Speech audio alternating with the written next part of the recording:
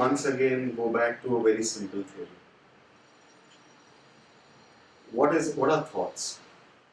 Okay, you go to the yogis will tell you they are samkaras. Okay, past life experiences that are coming out from a cellular memory. wherever aura ho, from one's deep-rooted consciousness of one's journey. Okay, so let us say I've been a very angry person for lifetimes. In my spiritual DNA, anger will be embedded. Okay, but there is another rule that if I have to merge with a man there, I have to clean my entire DNA. How will the cleaning come up? That emotion will start rising within us. And our job is to observe them and let them pass. What we do is, the poor guy is rising only, we have embraced it and given it more power.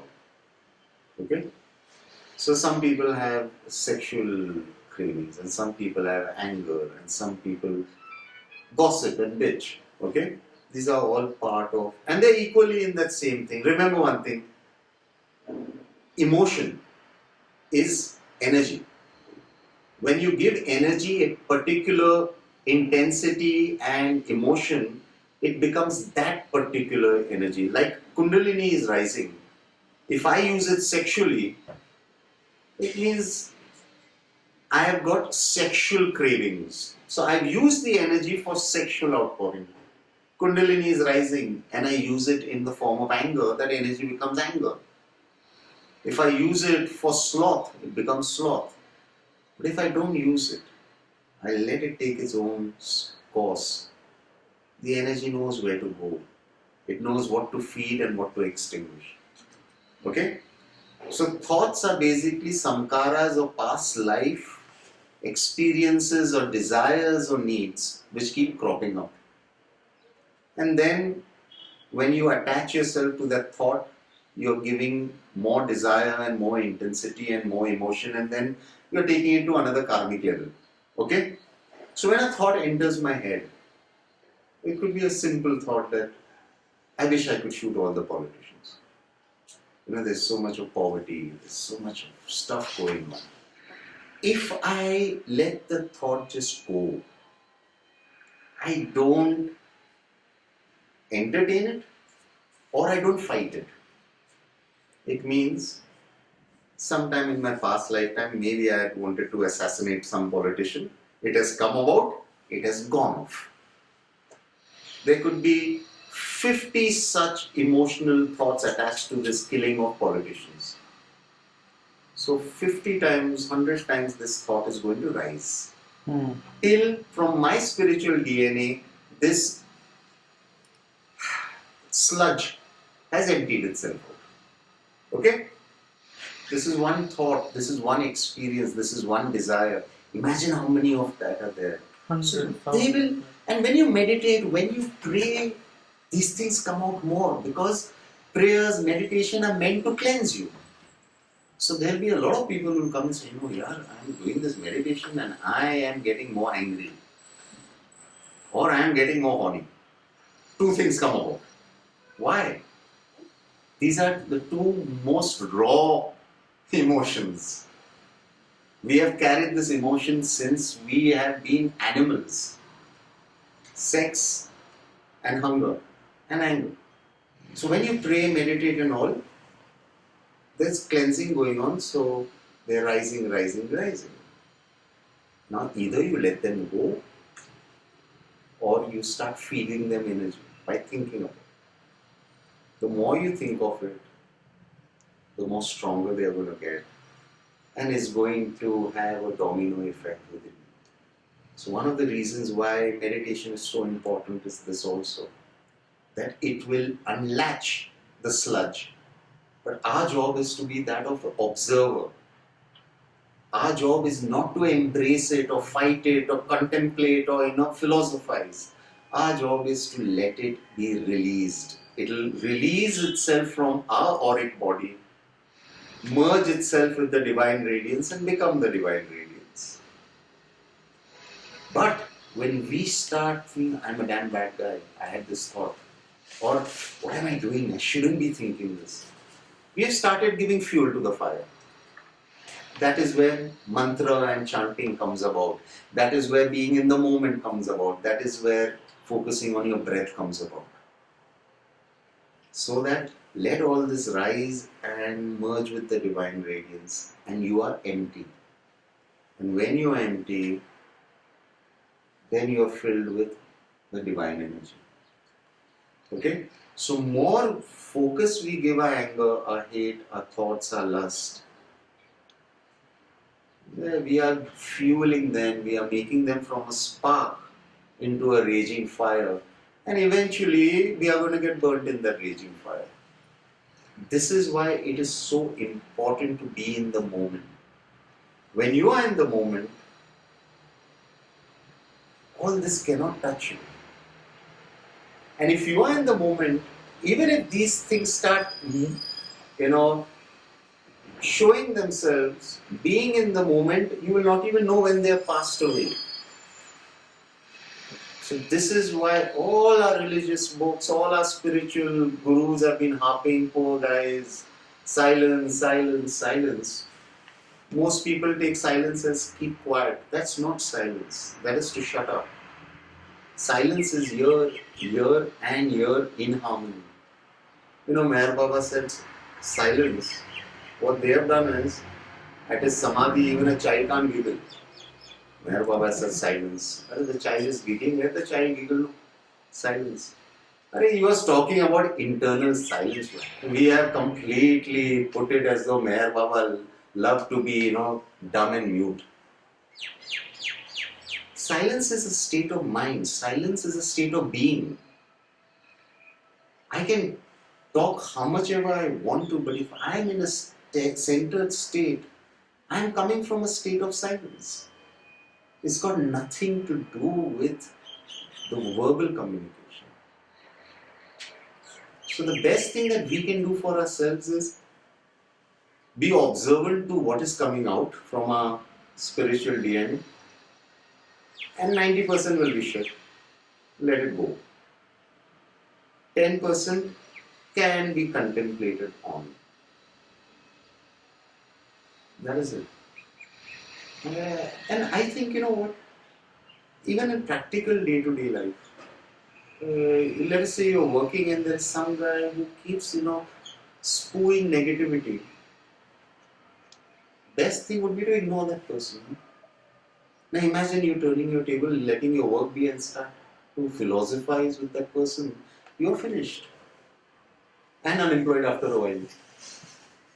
See, this is one philosophy I like of Baba, which is very practical.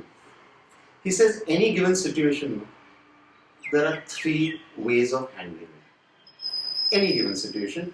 And all of us may have to use one of those 3 alternatives maybe 20 times in a day. We have a relation we are not happy with. It could be a personal relationship. It could be a work relationship. It could be with sibling, parents, wife, husband, children, whatever. Any given situation that we are not happy with, we can handle it 3 different ways. One is, give your best to that situation, to that relationship, keeping a particular time frame. And after the time frame also you feel, no, this is only getting worse, you walk out. Right? Now, fortunately or unfortunately, 99 times you cannot walk out. So your one option is out. Now you are left with 2 options. Knowing you've given your best, knowing you cannot walk out, accept your lot, make peace with that lot, and wherever you can find your space of tranquility or happiness, embrace it. Knowing nothing is going to change. In fact, knowing that is only going to get worse. But you cannot walk out, so this is it. But you know what most of us do? Most of the time we don't give our best. We don't walk out. We don't make peace with the situation. We stew. we fret, we get angry, we get negative. You know, actually there are just three ways here. Why are we always choosing the last? And you will see, think about it, most of the times we choose the third alternative. We'll give very philosophical reasons to choose the third alternative. But the fact is we'll choose the third alternative. We'll get bitter, we'll get negative, or we'll play that great card, the victim syndrome. In a day we might have to take 10 times this decision. Fight it out and try and make it better. If it can't get better, walk out. Out of 10 times, 9 times, so that walking out hai hi nahi. But we will not make peace with the situation. We will, the Pathani Kida will not let go. It will keep at it. We will become negative. We will make that person negative. And we will take it to another level. Now, what if that situation is the final chapter of that karmic cleansing? It's coming up. Now, instead of letting it go, we have started fueling it.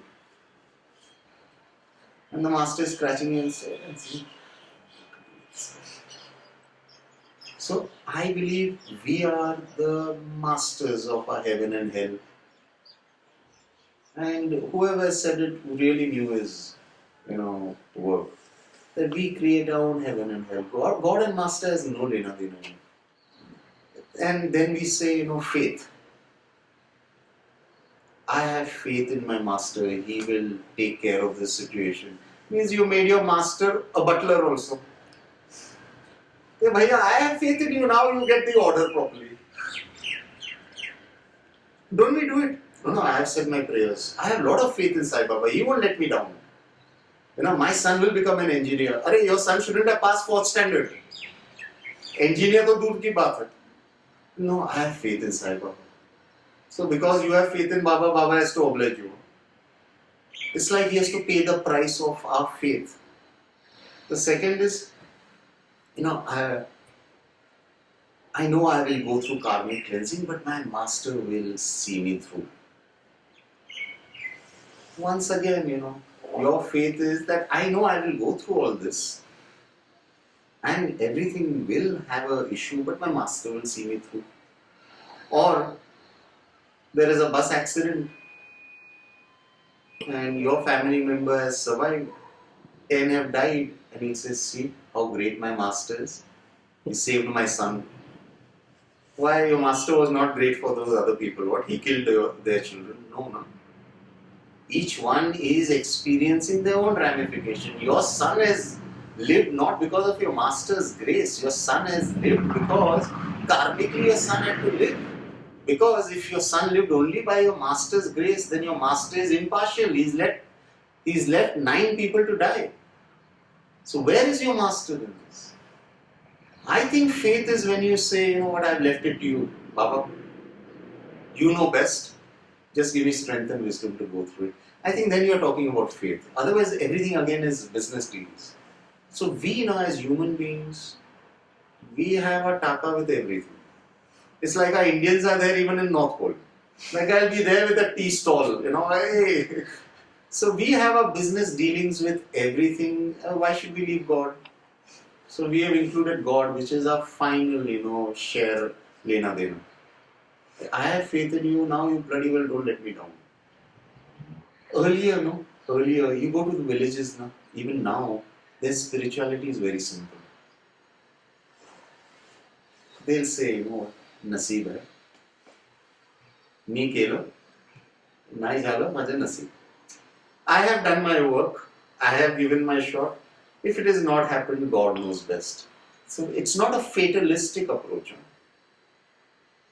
It's actually a very wise approach that I've given my best here, now I can't do anything more. But we are losing that, and that is, I think, which is creating angst in everyone. When you see someone less capable than you doing so well, who do you blame? God and Master. Because that poor chap is deaf and dumb, can't talk, quack.